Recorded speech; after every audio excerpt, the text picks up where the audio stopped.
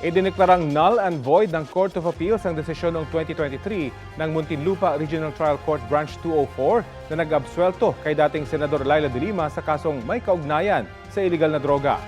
Ibinabalik din ng CA ang kaso sa Muntinlupa RTC. Sabi naman ni de Lima, hindi nangangahulugan ang CA decision na wala ng bisa ang kanyang acquittal.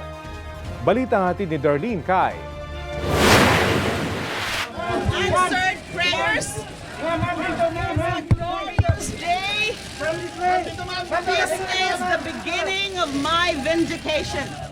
May 2023 nang ma-acquit ng Muntinlupa RTC Branch 204 si dating Senadora Laila de Lima sa kasong paglabag sa RA 9165 o ang Comprehensive Dangerous Drugs Act kaugnay sa kalakalan umano ng droga sa Bilibid.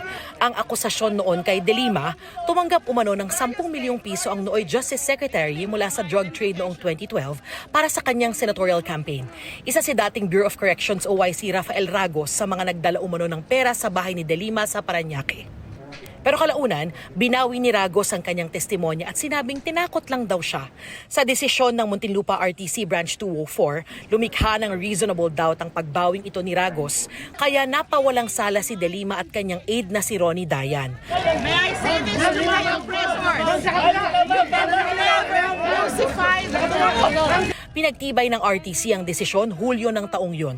Ang Solicitor General naghain ng petition for certiorari sa Court of Appeals noong September 2023. Ngayon, lumabas na ang desisyon ng CA 8th Division.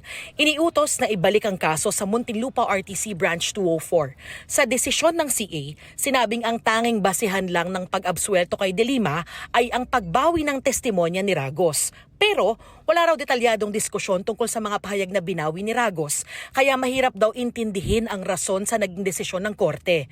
Bigo raw ang korte na sabihin kung alin sa mga pahayag ni Ragos ang binawi, kung ano ang epekto ng mga binawing pahayag sa mga nailatag na ng prosekusyon, at kung anong bahagi ng krimen ang hindi napatunayan. Sabi pa sa ruling ng korte na hindi raw ito maituturing na double jeopardy dahil ang pagpapawalang sala kay de Lima ay hindi valid sa umpisa pa lang.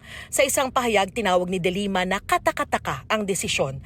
Lahat ng tanong ng CA makikitaan niya sa records ng kaso. Gayunman, aapila sila sa CA at sa Korte Suprema kung kinakailangan. At dahil appealable pa niya ang desisyon ng CA, hindi rin daw nangangahulugan na wala ng bisa ang kanyang acquittal sa RTC. Nilinaw ni de Lima, hindi raw ni-reverse o binaligtad ang kanyang pag-absuelto. Kung hindi, pinapaayos lang ang laman ng desisyon na sa kanilang palagay ay hindi na kailangan dahil maliwanag ang desisyon ng RTC. Darlene Kai, nagbabalita para sa GMA Integrated News.